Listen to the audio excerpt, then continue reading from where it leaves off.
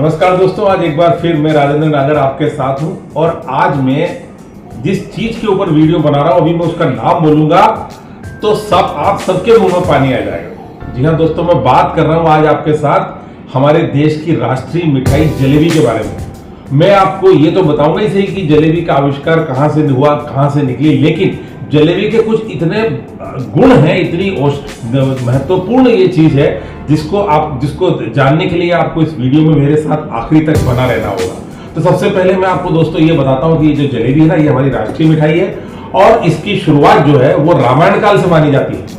रामायण काल के समय में इस जलेबी को शशकुली के नाम से जाना जाता था और भगवान राम जब वनवास से वापस लौटे तो माता केकई ने सबसे पहले उनको ये शशकुली खिलाई थी, क्योंकि भगवान राम को शशकुली बहुत पसंद थी।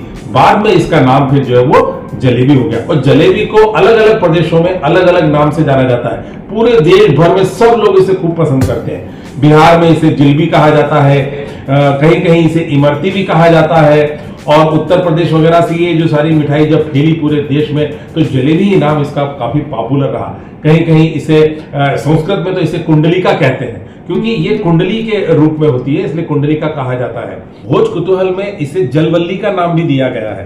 तो कुल मिला के ये जलेबी जो है, अब वैसे इसका नाम जो पॉपुलर नाम है वो जलेबी ही है।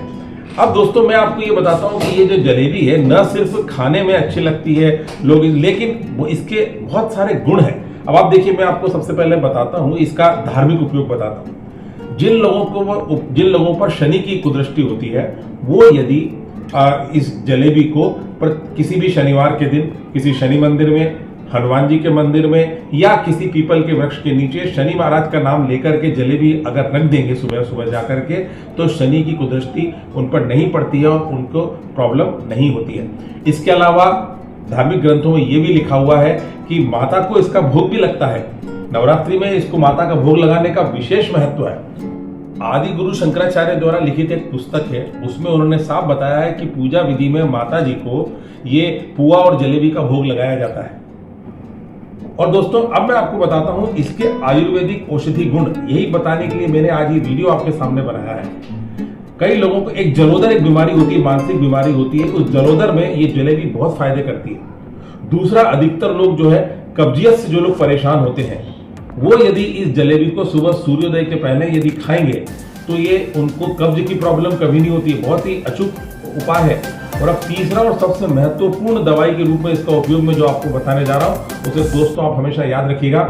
जलेबी को कई लोग दूध में खाते हैं, कुछ रबड़ी में खाते हैं, अलग अलग तरीके से जलेबी को खाते हैं और ये मान के चलते हैं कि ये जो है शुगर वालों को जलेबी नहीं खाना चाहिए। लेकिन कुछ आयुर्वेदाचार्यों का बिल्कुल स्पष्ट अभिमत है कि अगर सुबह प्रातः काल सूर्योदय के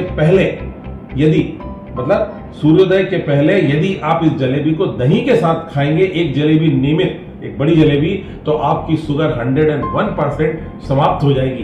ये ऐसा मैं नहीं कह रहा हूं, ये आयुर्वेदाचार्यों का कहना है। माइग्रेन या सिरदर्द, किसी भी तरह का यदि आपको सिरदर्द है या माइग्रेन है, तो यदि आप रोज सुबह एक जलेबी खाली पेट खाएंगे तो आपको इस बीमारी में निश्चित रूप से फायदा होगा। तो दोस्तों मेरा आपसे कहना यही है कि आप जलेबी खूब खाइए, इसको खाने में कहीं कोई परहेज मत कीजिए। धार्मिक और आयुर्वेदिक दोनों तरह के गुण मैंने आपको बता दिए हैं। तो फिर मुलाकात करूंगा अगले संडे। जब तक रोज सुबह उठे जलेबी खाइए।